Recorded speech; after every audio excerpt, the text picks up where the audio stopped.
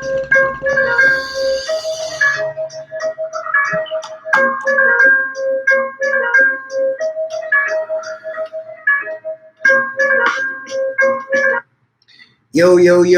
what's happening, everybody? It is I, the Most High, Chris, and I'm with my tag team partner, CT, a.k.a. Chidi Bang. What's good, everybody? What's good? And we are the underground of professional wrestling podcasts. Holla at your boys here at RWP Podcast. Support us at everythingiswrestlingshop.com. Come on. If you're watching us on YouTube, thank you. If you listen to us on SoundCloud, thank you. iTunes, wherever y'all get it, Spotify. First and foremost, I want to congratulate the Most High, Chris, Joint Roller Ayatollah, on his newborn Christian. We got to take a little bit of the minish of it. Yes, it's wine, guys. It's wine. It's his kosher wine, and we're gonna take a little shot of that to celebrate the birth of Christian. Listen, and if you haven't known, I'm the Godfather. I'm the Godfather, guys. Godfather. So let's take a little bit of shot to the Most High and his family. Yeah. Beautiful family. Check it out on IG. Cheers. Appreciate you. I feel like I just took communion. It is communion. He's my wrestling communion. To get his shit started, you know. Honestly, this is a break from Christ. This is a break from being a dad. So you feel me? I've been getting with it, getting to it. You know, full-time father, full-time mother. So you know, this is just a little break right now. Talking wrestling, my nigga, and you know, we about to get to it. How was the week though? With the newborn, like with everything, you got two, under 2. How's that as a dad? Real quick before we get into the reasonable, wrestling conversation. I was what being father of 2. He only got to say nothing else. This is a new Cherry OG right here, or Chuck OG, I think is what it's called. Man, it's just tiresome. I can tell you that. The little homie Christian is not even. He's running his mom's crazy. It's Christopher that's really kind of that you got to make sure. CJ, you got to make sure he is maintained because he has a level of attention that he's been getting. You feel me? Okay. So like, I gotta be present with him, of course, and then I gotta be present with my newborn, and then also, I gotta be an active husband. I gotta make sure I take care of fucking dogs type shit. It's just like I say, this is my break. This is me. I don't give a fuck about my family right now. You just went on about that fucking kid. Shout out to I don't even want to say it, but I remember a friend of ours in the wrestling industry. It was one of those lines.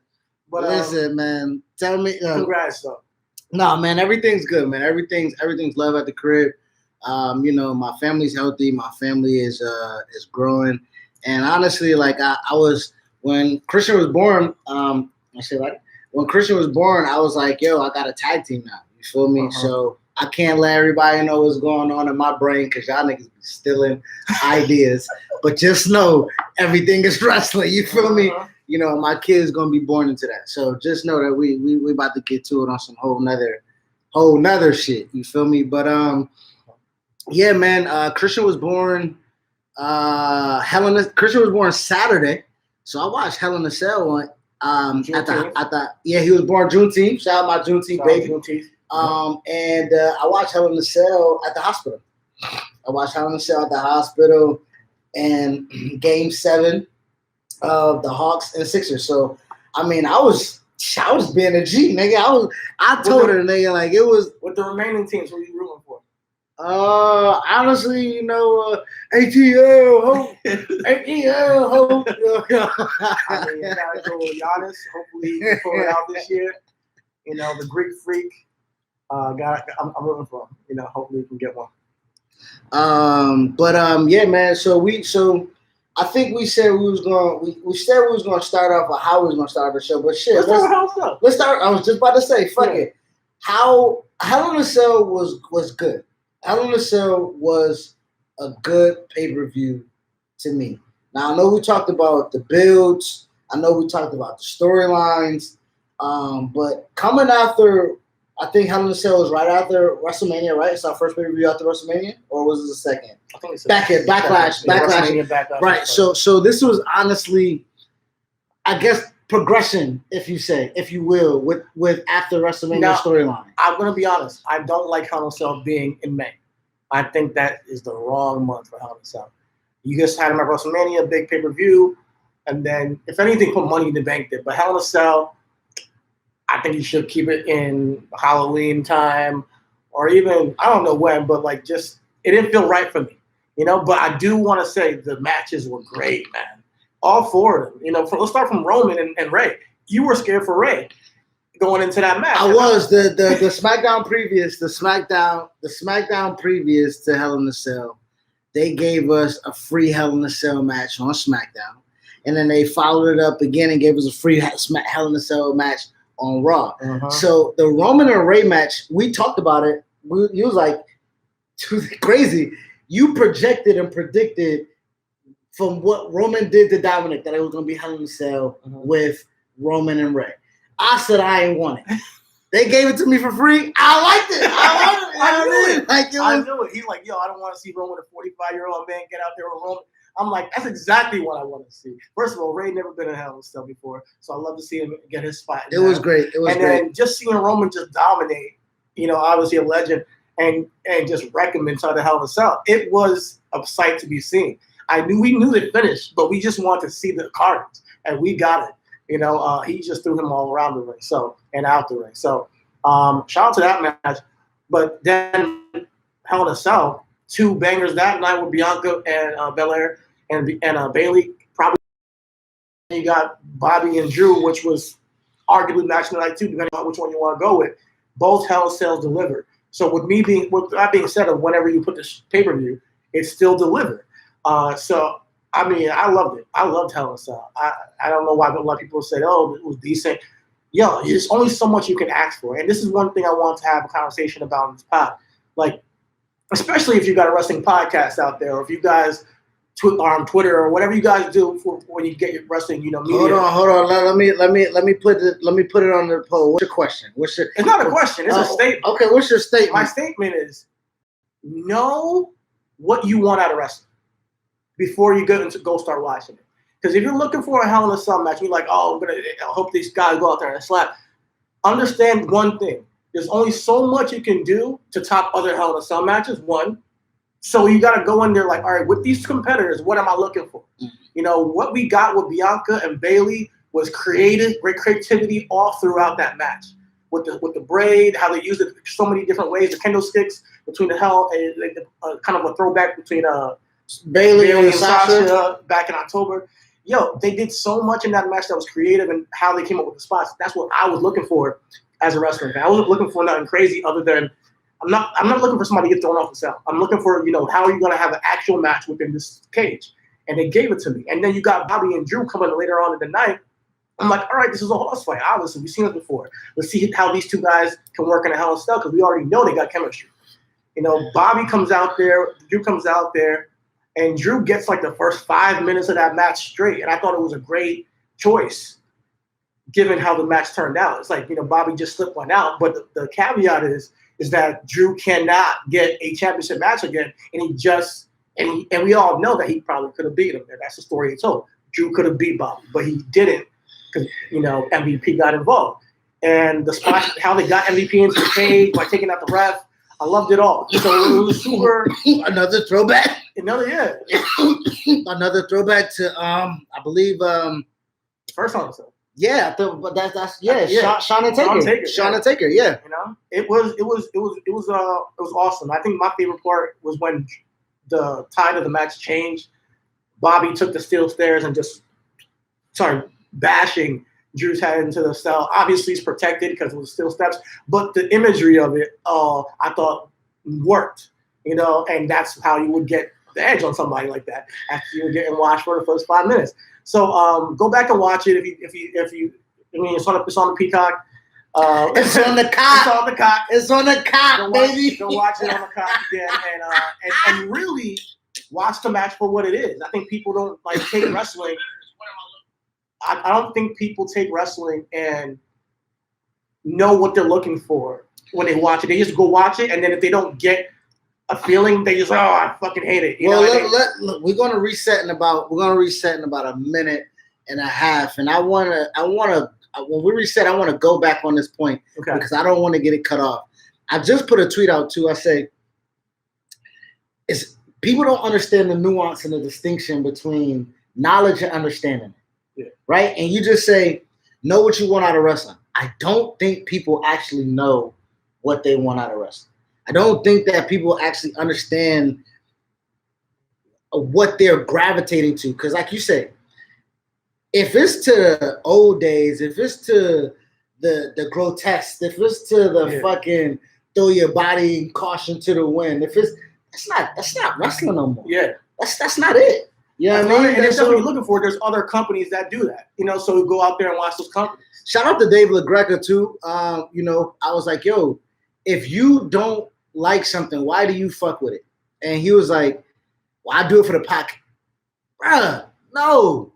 I wanted to save my reaction for this. Nigga, fuck that. You a grown-ass man. Nigga, like, Tommy Dreamer's on your podcast, Bully Ray's on your podcast, Mark Henry's on your podcast. You don't have to talk about WWE, bro. Mm-hmm. You don't have to spend your nights watching wrestling to get upset about it because it's wrestling, bro. You know what I mean? Like, so I with that being said, we about to get right back into this topic real quick. So we was talking about, like you say, we was talking about having the knowing what you want, and as us, we talk about it all the time.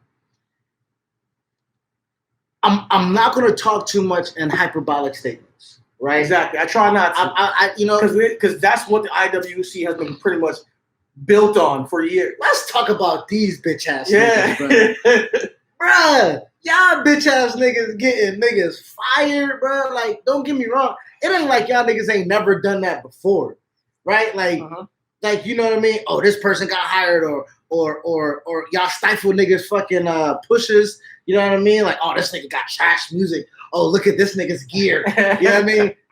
We not gonna talk about them niggas. You know what I mean? Here's why I'm gonna say that. I think that people can give their opinions on wrestling as much as they want. Give your opinions, and whether you have a podcast, whether you're on Twitter, YouTube, whatever you want to do, give your opinions.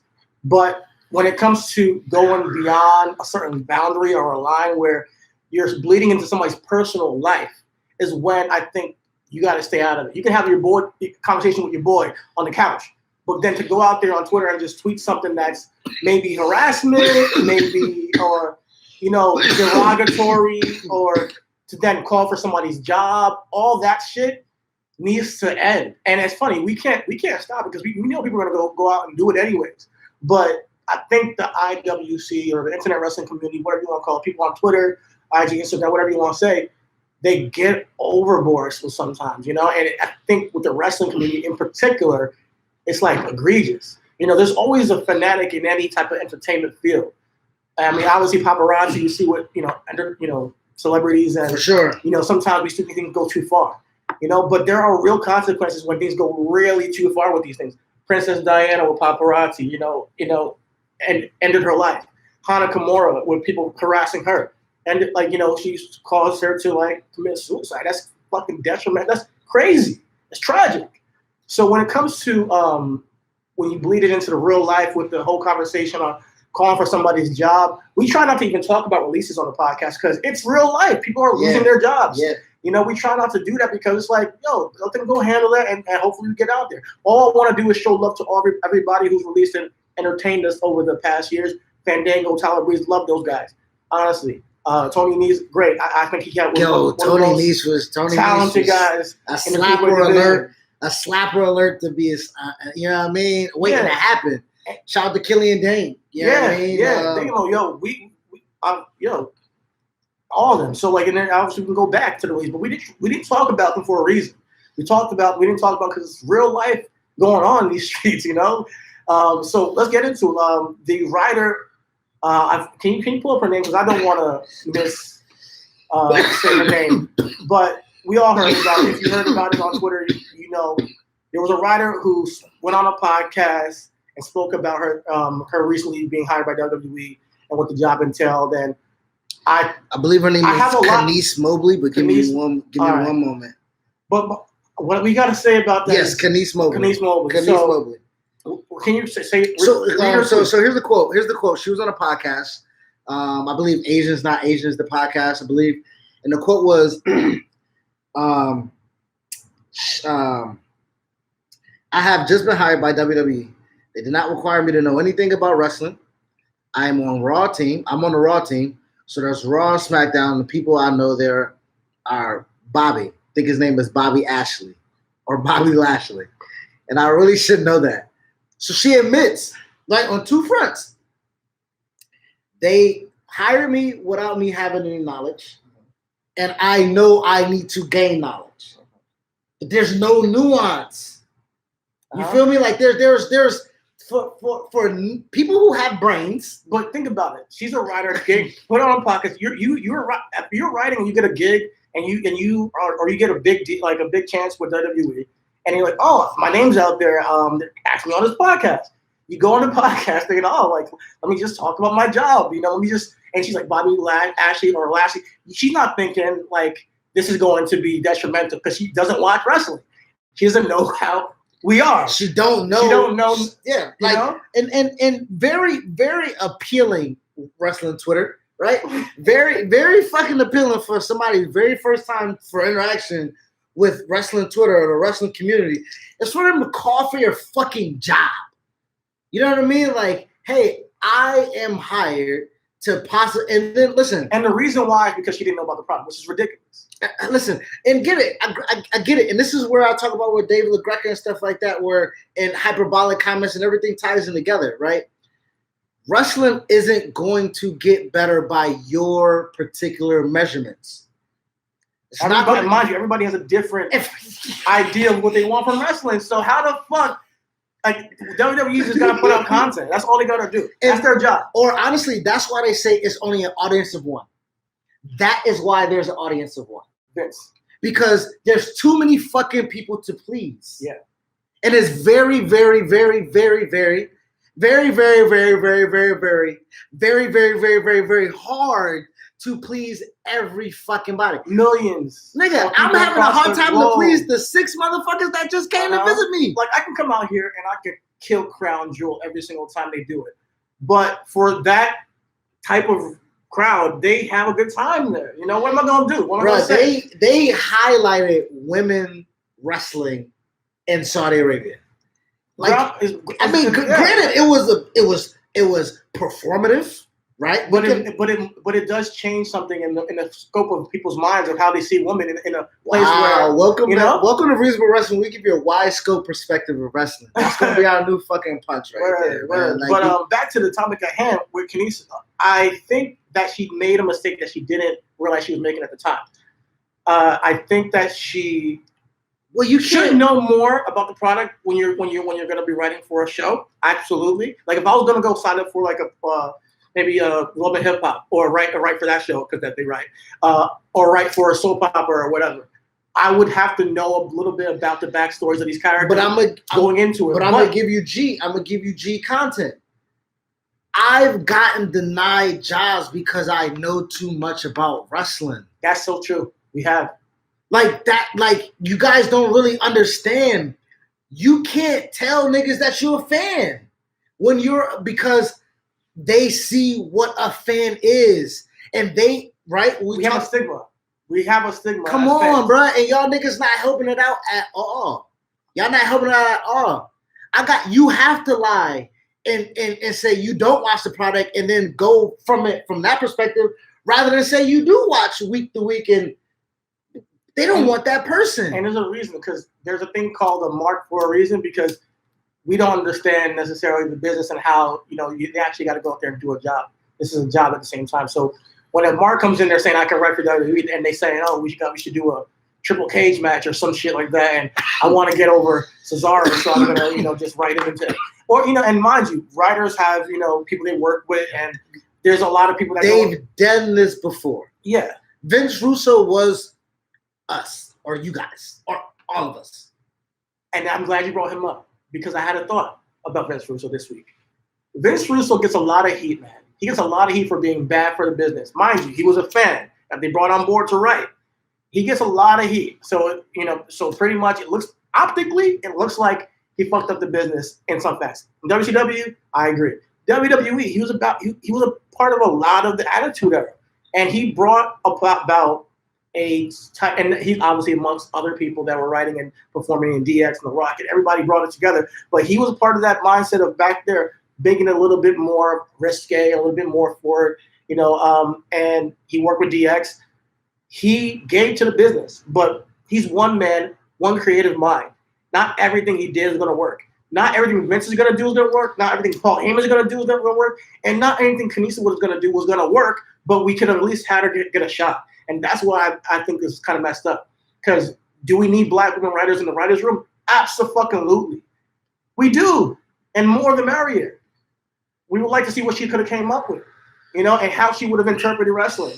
Somebody who doesn't watch wrestling coming into wrestling and saying, all right, I tell stories solely within my job. I haven't watched wrestling. I only write stories. How can I interpret this? And then put it into a place that people can grasp, as a wrestling fan. Now, should she know more by now? I would say arguably yes. But, hey, now she's gone. We never find out. Niggas don't even know what catching up to speed means, right? How I don't let her get caught up to speed, nigga. You feel me? Like, it's very easy for her to get attached, right? My mom and my mother-in-law watching Raw with me, right? She's looking at Xavier Woods. She's like, God damn, look at those thighs. And then my wife was like, you ain't see Big E. Right? Like, type shit like that. Like, it's easy for niggas.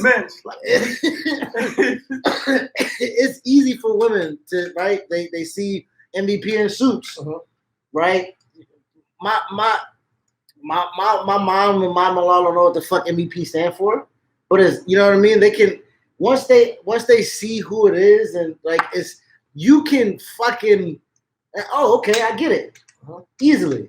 Kenice could have got in there. Was like, yeah, the Hurt Business. I guess they're kind of cool. It's Kenice, right? Kenice Mobley. She could have came in there. She don't know who the Hurt Business is. They're not even a fucking Hurt Business. Right, she needs to get caught up to speed by the time, like she was hired or applied at the time possibly when it was the Hurt Business. You feel me? They don't really promote the Hurt Business anymore like that. So, I just feel bad for her. I feel bad for her. I feel bad for her, and I also get why she was fired. Well, let's go into this then. We're gonna reset, and we're gonna talk about should personal ever be intertwined with how we perceive professionals, right? Because that's a good conversation. Like, and we just talked about it, but and the Anti-Vax, and we'll do a quick synopsis and run through that, because it's not just Sasha Banks Anti-Vax, it's Jackson Ryder with the Black Lives Matter. It's Braun Strowman with the independent workers. It's fucking people have a real life and they have their personal opinions, because everybody's has their own opinions. We're their all own mind. We're all unique. Hopefully, we can all be unique still.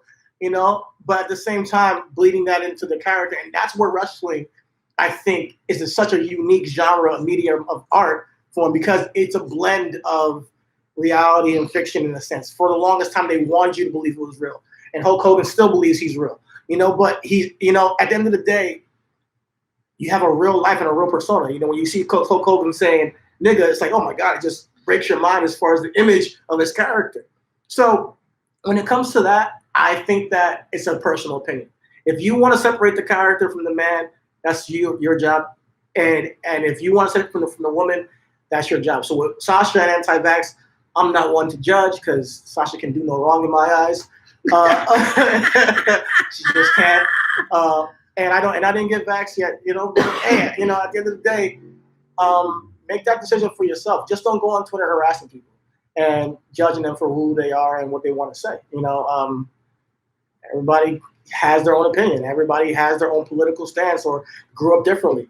And regardless of what it is, that needs to be kind of like decided on between the individual who's going out there and talking about it. I also do believe that there needs to be a responsibility. So let's go ahead and it needs to be a responsibility on the personnel. And if you are as big as you are, you do have to have some type of cognizance, because if that's the case, create a fucking burner. You know what I mean? Like, people don't. Even with the burner, you can still harass people. Regardless, but it takes a lot more research for me to find. It takes a lot more research for me to even care to find a burner account of somebody than to flat out know that Sasha Banks said it. Oh, you mean like Sasha? You know, or even like Kevin Durant is doing? No, I mean, not even in that case. No, because the personal and the professional is so intertwined that Kevin Durant does not have an alias. Kevin Durant does not have a. That is Kevin Durant. He says something. Mercedes has an ideology. Yeah. You feel me? Yeah, outside of, because Sasha Banks needs to be saying, "Hey, go get vaccinated. We need that bread." Yeah. That is who Sasha Banks needs to be. Yeah. Mercedes can be something else. Yeah. And then when you're over here liking things as Sasha Banks, but you're really Mercedes all the time. That's what I'm saying. You know, like, that's the blend of wrestling, and that really, I think, is a hard thing to work with. I mean, if you were a wrestler, I think that's something that you would have to check. I actually want to talk to whoever we have on the pod next.